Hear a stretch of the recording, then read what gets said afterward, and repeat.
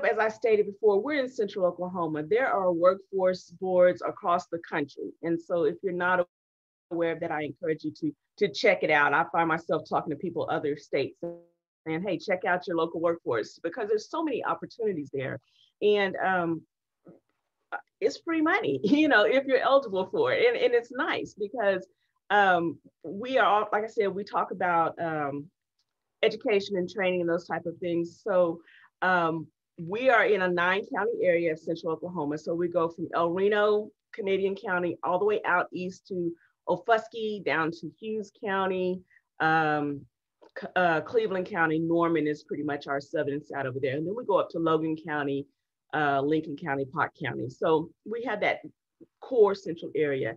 And then there's 5 or 6 other workforce areas. So there's a workforce Tulsa, and there's a South Central, and there's a Western. And so, when you're looking for services, a lot of times it depends on where you live.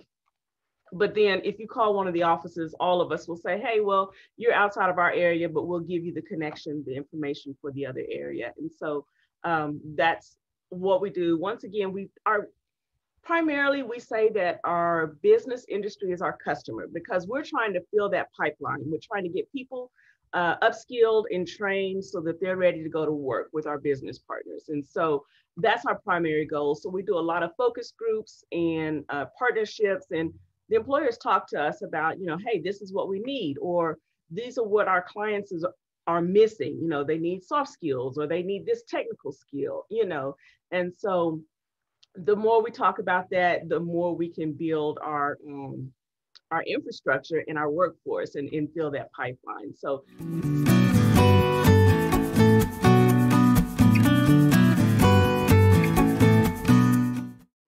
training program.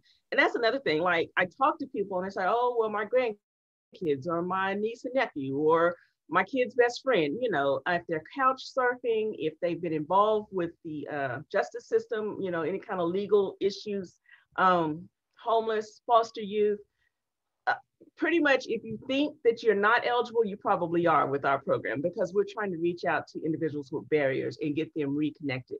And so it's nice to be able to help those opportunity youth as well.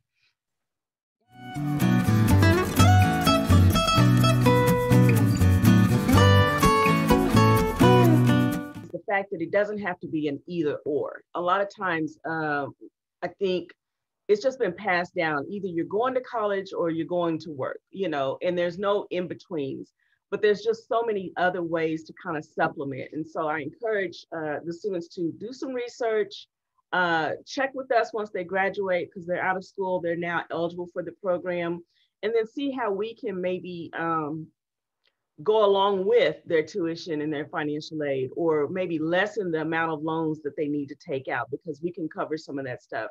We have supportive services. If they're eligible for our program, we can help pay for textbooks and things like that. We have incentives that we can offer. So if they've had a successful semester, they bring us their grade card or their transcript, and they get a little cash in their pocket, And so we really try to incentivize those gains as they move along. And I think that's the primary thing.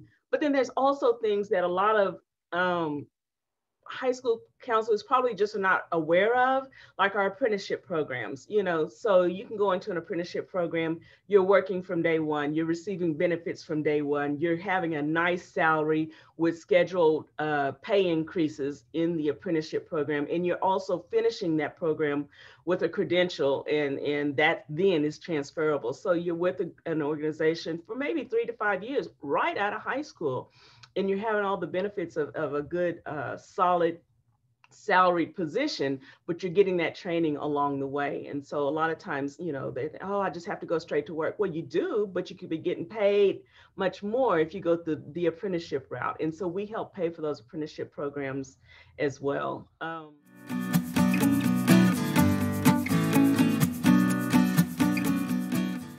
I encourage, set yourself apart from everybody else, because when businesses are saying that, or individuals, whoever it is, if they say, reach out to me, give me a call, let's go for lunch, they're not just saying it to be saying it, like they mean it. And so I encourage you, take that step out and and take a chance and say, hey, you know what? I was on a tour about a year ago. I just graduated.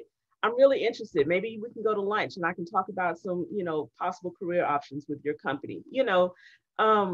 It's tough to take that step out into the unknown, but I really push, nudge, especially high school students coming out, be that person, because the difference is going to be between you speaking and somebody not, that's the difference in an opportunity. And networking is so important. And I try to get groups out to opportunities as much as possible.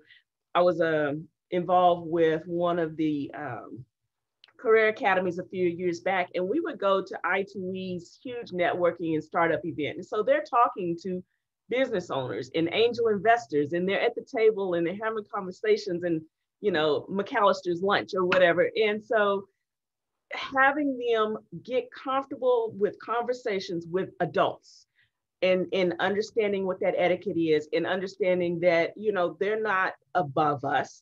We can talk to these adults and have meaningful conversations, learn from them, glean information from them, and potentially have mentors, as a result of that.